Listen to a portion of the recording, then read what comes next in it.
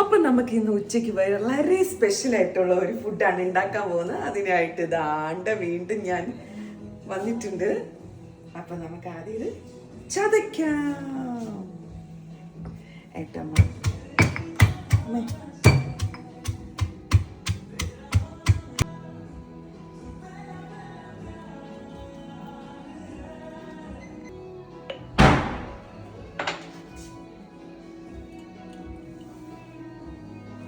പുളി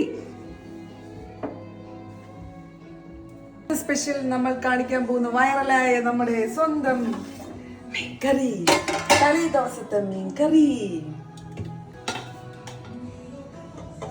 നല്ല മട്ടരിയിട്ട നല്ല പഴങ്ങഞ്ഞി. ഇതിന്റെ പുറത്തേക്ക് ഇത് ഇങ്ങനെ അടിപൊളി അന്തസ്സായിട്ട് ഇങ്ങനെ ഒഴിക്കണം. മീൻകറിയുടെ കൂടെ നല്ല തണുത്ത പഴങ്ങഞ്ഞി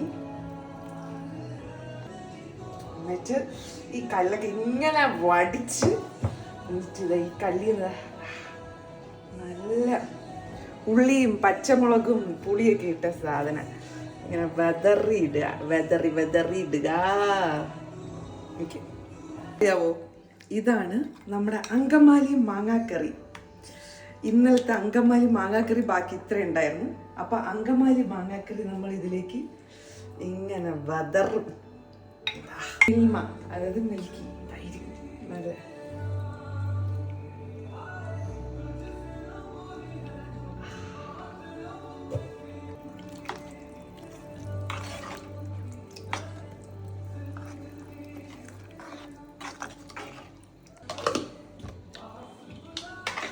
നല്ല മാങ്ങാച്ചാറാണേ. കുറച്ച് ലാവിഷായിട്ട് കിടക്കട്ടെ, ഒരു വഴിക്ക് പോണല്ലേ. നമുക്ക് ഇതിന്റെ ആവശ്യമുണ്ടോ?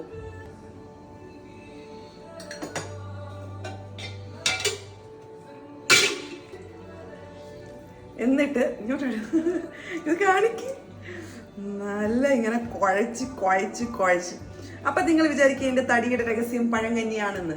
ഒരിക്കലുമല്ല ഗൈസ്. വല്ലപ്പോഴും ഒരിക്കൽ ഒരു കൊതി കൊണ്ട് ഇങ്ങനെയൊക്കെ തോന്നാം, ഒരു നൊസ്റ്റ്. അപ്പൊ നമ്മളിങ്ങനെ കുഴച്ച് നല്ല ഗ്ലിങ്ക് ആക്കിയിട്ട് ഞാൻ ഇങ്ങനെയൊക്കെ എടുത്തിട്ട് ഇങ്ങനെ രണ്ട് ലാമ്പിട്ട്